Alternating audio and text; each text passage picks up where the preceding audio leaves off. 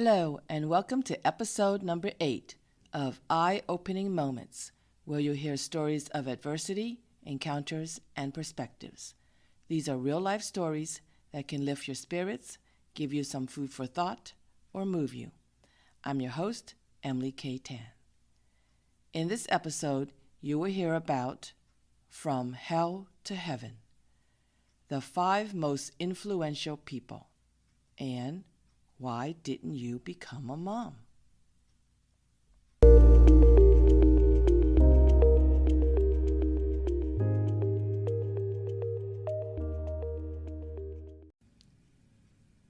A moment of adversity called From Hell to Heaven. It was the year 2008, the year of the financial crisis, and I was in the middle of it. 4 years before that, I had resigned from a 17-year stable and successful career. I loved to venture out into uncharted waters. Here I was, a fairly quiet, shy, and reserved school teacher who gave up a good thing for a great adventure that could earn me millions and make a difference for thousands of people. Though the world was in an economic crisis, and I was in the mortgage and financial services industry, it didn't matter. No matter the time, I was not likely to make it because I didn't have the personality for the business, or I just wasn't cut out for it. But I was willing to take the chance for the slim chance of making it big. I went to numerous networking events and seminars. I read up on sales and communication strategies. I gave presentations, marketed the business in multiple creative ways, did many things out of my comfort zone, and couldn't even make a 5-figure income through it all. Yet I persisted for 5 years, refusing to quit until I had to resign when the company went out of business. My motto was, you don't stop until you win. Since winning did not happen, I was crushed by the devastating feeling of failure. Though my ability to save money helped me survive 4 years of no income, cash in the bank was dwindling. Worries, anxieties, and fear for my life without an income or enough savings all set in. How would I pay the bills? How was I going to have enough money for daily expenses? Then, my boyfriend of 9 years cheated on me and got someone pregnant. Blindsided and shocked, I felt numbed by it to this day. I couldn't even cry about it. The devastation continued with me on the way to losing my home through a short sale. For such a money-pinching, careful person, how did I get myself in this place? Being a secret Sagittarian, I craved adventure and freedom. And what a roller coaster of a ride I had. What space I had to break boundaries, break constraints, and try whatever I wanted and whenever I wanted. Despite disastrous results, I couldn't say I regret the experience in business, love, and finances, because the adventure, freedom, and lessons learned were priceless. The experience of life outside the box was sheer joy. When I die, I can say that I have no regrets about not doing something I wanted to do. What became of this person who lost her house, boyfriend, business, life savings, all at once? She prayed and prayed and prayed. She pondered about what would make her happy. What kept showing up was a passion. It was a passion that needed no motivation to do. the force brought smiles to her face. It was a passion that only made her hunger for more of it. Thus, an unthinkable idea appeared in her head. She moved abroad to work and surrounded herself with many opportunities to live her passion for learning and sharpening her Chinese language skills. Had she not hit rock bottom, she would have never considered working abroad, much less living in another country. Had she not hit rock bottom, she may have never considered revisiting her passion for learning even more Chinese. Yes, she is me. In my wildest dreams, I never dreamed I would live abroad. I never fathomed I could travel the world. I never thought I would have a job that entailed everything I wanted. I never imagined my social life to be so whole. And I never even dreamed that I could be delighted and content. Yet, because I was at the end of my rope, I found my way to a tiny island and lived that life that I never thought I could have.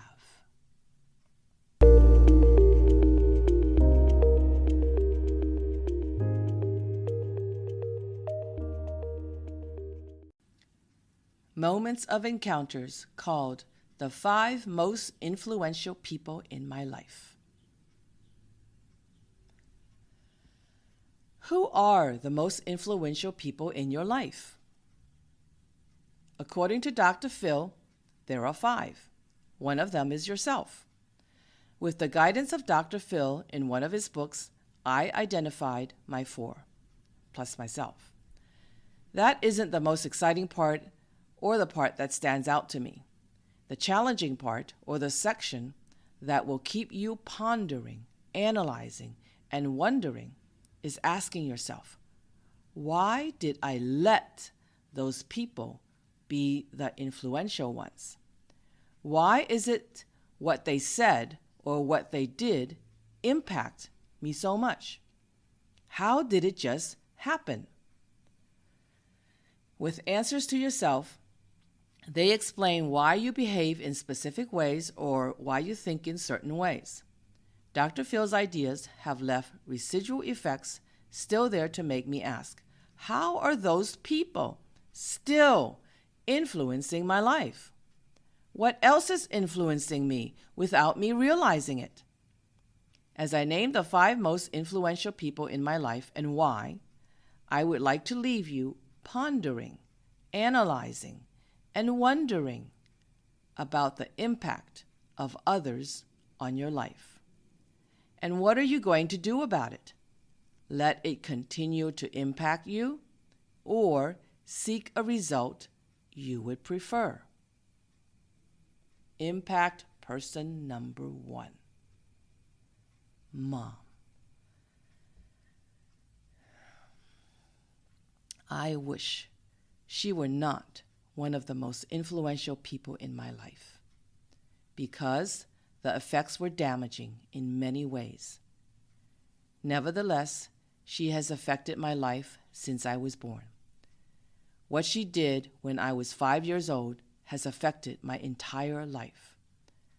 Mom sent me to live with my grandparents' family. That one decision has affected all my relationships and my self-esteem.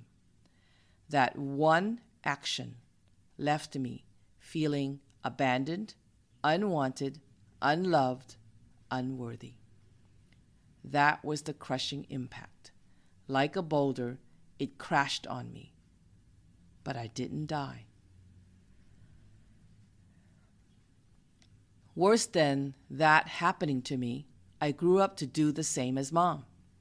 Toss other people out, abandon them, don't let myself want them, don't let myself love them too much, don't make them worthy to me. But of course, fight it as I might, I do want people. I do love people. Therein lies the complexities of being human. I have successfully managed not to have children because I didn't want to end up being a mom like my mom, who doesn't love all her children. But maybe something positive did come out of it. I became a teacher, and most of my students love me. Other people say it is because I'm a great teacher. I say it's because I show them love. I hear their voice and feelings. I give them what I wish my mother gave: love and care. I also became an avid learner in personal development. I learned to love and care for myself. I appreciate anyone that shows me any love or care. I learned that my happiness is a choice and that I generate it. Regardless of what happened or what someone said or did, my power and strengths are in my hands. Impact person number 2, Grandma. Grandma, my mother's mother, is the person who raised me. She showed love and care. Grandma also taught me the value of hard work, studying hard, saving money, caring for others. She also taught me the importance of learning the Chinese language and culture, my ancestry, and a part of my identity. The biggest, the most impactful of all is this last point, because it involves identity. After all, as a child, we wonder who we are, how we came to be. I always remember Grandma saying, "You need to learn Chinese language because you are Chinese," my ancestry. Unbeknownst to me as a child, who could have ever guessed how much learning the language and culture would impact my life? I grew up to enjoy Chinese calligraphy, singing Chinese songs, reading Chinese books, traveling all over Asia. I worked in a Chinese restaurant, tutored and taught students in Chinese, became a bilingual teacher, and even moved abroad to Asia to become fully immersed in the language and culture. I was unaware, but as it turned out, most of my jobs, leisure activities, and hobbies involved the Chinese language. I learned to be organized and clean from all the time spent helping Grandma cook and clean. Of course, I learned how to cook too. From seeing Grandma save what little money she earned to give to others for special occasions, I also learned to save money and give to others. I got my identity, life passion, saving habits, cleaning and organizing habits, and probably much more from Grandma. Impact person number 3, my first boyfriend. The most memorable person in my life is my first boyfriend. He wasn't just my first boyfriend, but also my best friend. Growing up with a family that didn't want me or where I didn't belong, I could never say I had a good childhood. I certainly didn't have any relatives I could talk to or share things with. No one seemed to care about me. Then I met my first boyfriend, Keith.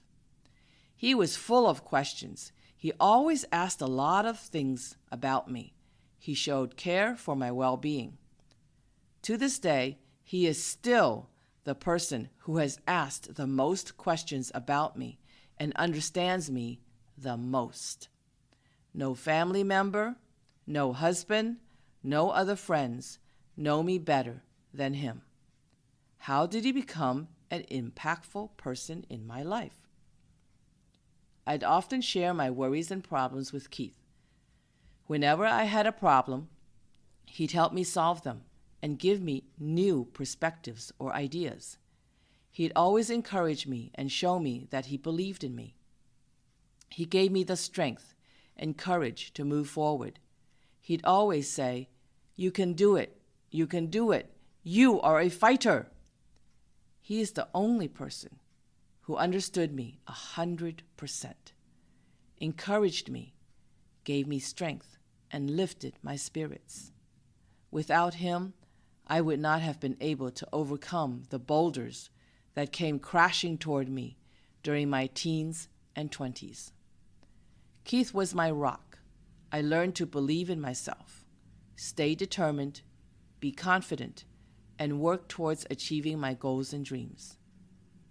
I loved him beyond measure and experienced the joys of having love in my heart. Impact person number 4, last boyfriend. It was easiest to get along with boyfriend Devin. We rarely argued. When we did disagree, it would miraculously and quickly turn into laughter. It didn't matter if we disagreed. We continued to get along. The most precious thing I received from Devin was acceptance. He accepts people as they are. He's not judgmental or critical. This characteristic of his makes him a very likable person to many people. You naturally feel free to be yourself when you don't feel judged. Feeling accepted, you turn out to be the best of yourself. I learned that there is a more significant connection between people when they feel accepted, and people will be more themselves when they feel accepted. Though I enjoyed many years with Devin, our relationship ended when he shockingly cheated on me. I learned more from the devastation. It occurred to me that, indeed, nothing is forever. We must treasure each moment we have because we can't hold on to time. Faced with the impermanence of things, I began to explore more about Buddhism, which has helped me become more content with or accept things as they are. Just like Devin accepted me, I learned and received this gift from him. Further, because I experienced enormous pain from the breakup for a long time, I discovered how to forgive and move on from the anger and hurt. Since we all make mistakes or do things others may not like, the ability to forgive is an important life skill to own. With acceptance and forgiveness in our hearts, there is more peace and happiness too. Impact person number 5, myself. Through all the growing pains, life challenges, and personal development education, I have learned that I impact myself through my choices and decisions. Whatever they may be, they will affect my actions and behavior. Most importantly, decisions and choices are in my hands and not anyone else. While whatever will happen, the power to change is also in my hands. I can choose to change something by taking action or changing my perspectives, which will alter my actions and behavior. I hold in my mind the power to control the stories I tell myself, to be mindful of the perspectives I choose to take, as they will affect the quality of my life. Altogether, the most influential people affect the quality of my life. However, ultimately, I am the one that determines its future direction. In other instances, for the things I have no control over, I leave it to the spirits or accept whatever will be and live life remembering there is an expiration date. So live each moment fully.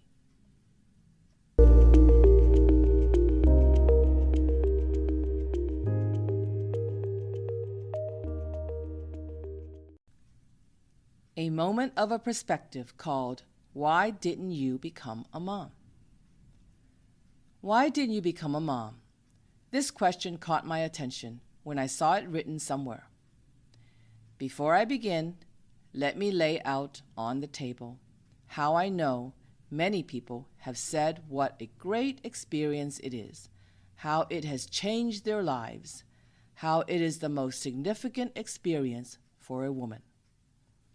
I've even heard friends and relatives tell me what a great mom I would be because, in their opinion, I am such a great teacher. Hearing all that over many years has not changed my answer one bit. As a teenager, or ever since I started to have the period, I always feared getting pregnant. I was afraid of the labor pains. I was worried I would die from giving birth.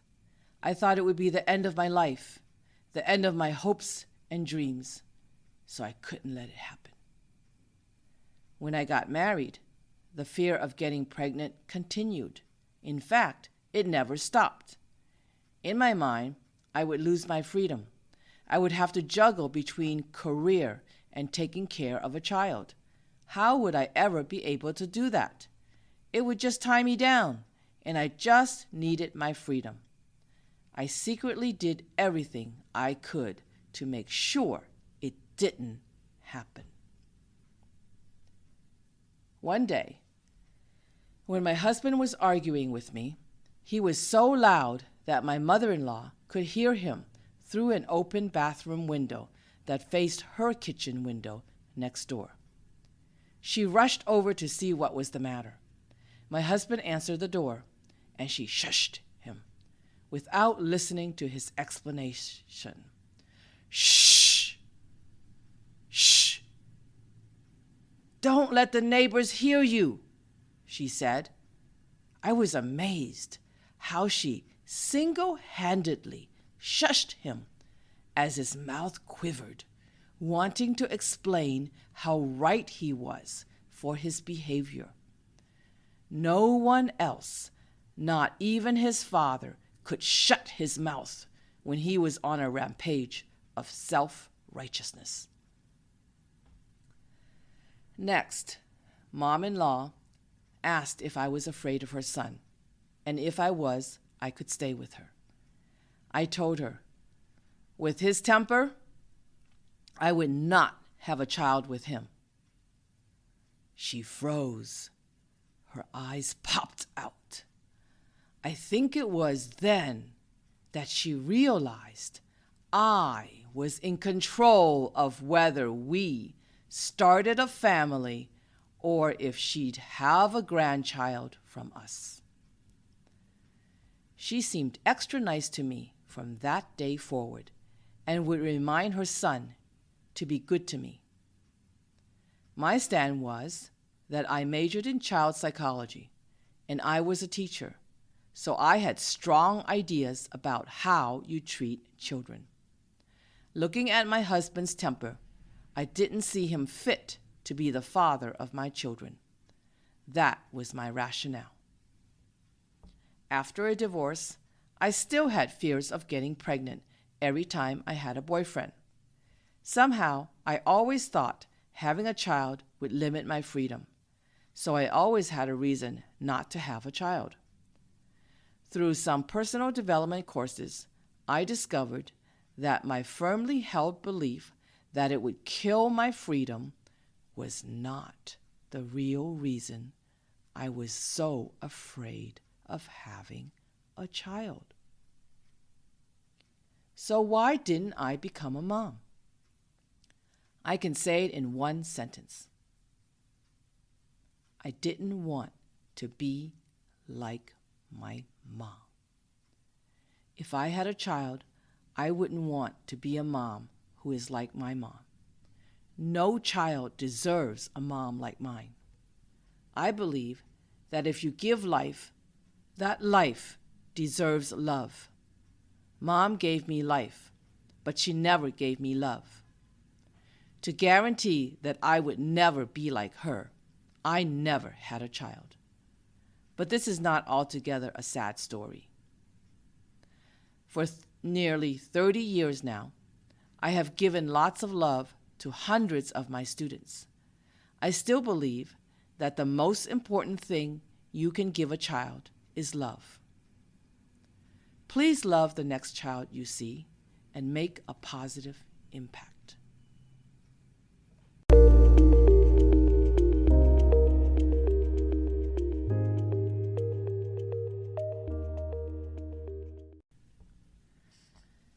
Though I hit rock bottom, devastated by a boyfriend, going out of business, and losing my home and life savings, it led me to venture to another country where I found paradise, a carefree and contented life. Though I was negatively affected by some of the people who impacted my life, I learned lessons from them and created positive outcomes from them too. Though I never became a mom, I have managed to make a difference for hundreds of children and gave them the love and care I wish I had. Next week, you will hear 3 new real-life stories called Family Stigma, She Understood, and Being Right. If you enjoyed this episode, please leave a comment, share it on your social media, or go to inspiremereads.com. Thank you for listening.